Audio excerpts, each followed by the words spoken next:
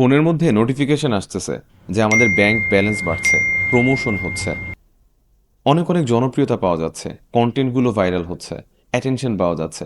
কিন্তু তারপরেও মনের মধ্যে প্রশান্তি কাজ করছে না। মনের মধ্যে এক ধরনের ছটফটানি চলছে। হৃদয়গুলো প্রশান্ত হচ্ছে না। এই হৃদয়গুলো কিভাবে প্রশান্ত হবে? আল্লাহ তাআলা এই ব্যাপারে আমাদেরকে প্রেসক্রিপশন দিয়েছেন। এই হৃদয় যিনি সৃষ্টি করেছেন তিনি আমাদেরকে বলতেছেন, আলা বিদিক্রিল্লাহি তাতমাইন্নুল কুলুব। জেনে রেখো, কেবল আল্লাহ তাআলার স্মরণের মাধ্যমেই হৃদয়গুলো প্রশান্ত হয়। আমরা ছোটবেলা থেকে যখন শিখেছি, যে কোনো কিছু শিখেছি, আমরা শিখেছি যে পড়ালেখা করে যে গাড়ি ঘোড়ায় চড়ে সে, এভাবে আমাদের মধ্যে একটা কম্পিটিশন তৈরি করে দেওয়া হয়েছে। একটা রেট রেসের মধ্যে আমরা পড়ে গিয়েছি। আমরা এইটা অর্জন করতেছি, তো আমাদের আরও একটা কিছু অর্জন করতে হচ্ছে। আমরা একটা ভালো জব পেয়েছি, আমাদেরকে আরও একটা ভালো জবের জন্য চেষ্টা করতে হচ্ছে।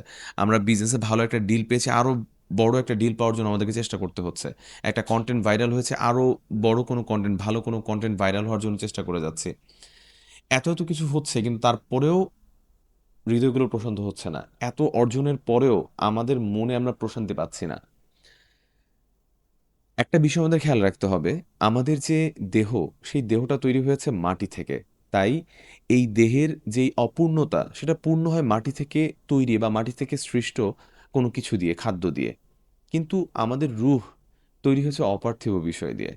আমাদের রূহের খাদ্য হচ্ছে আল্লাহ তাআলার জিকির, আল্লাহ তাআলার স্মরণ।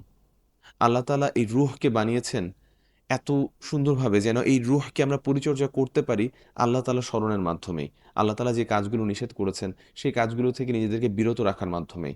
যে কাজগুলো করতে বলেছেন, সেই কাজগুলো করার মাধ্যমে আমরা রূহকে শান্তি দিতে পারি, রূহকে প্রশান্ত করতে পারি। তাই যখনই মনে হবে রাতে ঘুমানোর পূর্বে বা যখনই কাজগুলো করছি, যখনই মনে হবে যে একটু ফোন স্ক্রলিং করি, একটু সোশ্যাল মিডিয়াকে ঘাঁটাঘাঁটি করি, অথবা এমন কোনো কাজ করি যেটা অযথাই সময় নষ্ট করছে, ঠিক সেই সময়ে আমরা একটু বিরতি নিতে পারি।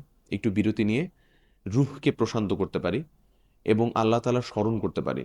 যত বেশি আমরা আল্লাহ তাআলার স্মরণ করব, জিকির আজকার করব, তত বেশি আমাদের রুহটা প্রশান্ত হবে, আমাদের অন্তর প্রশান্ত হবে।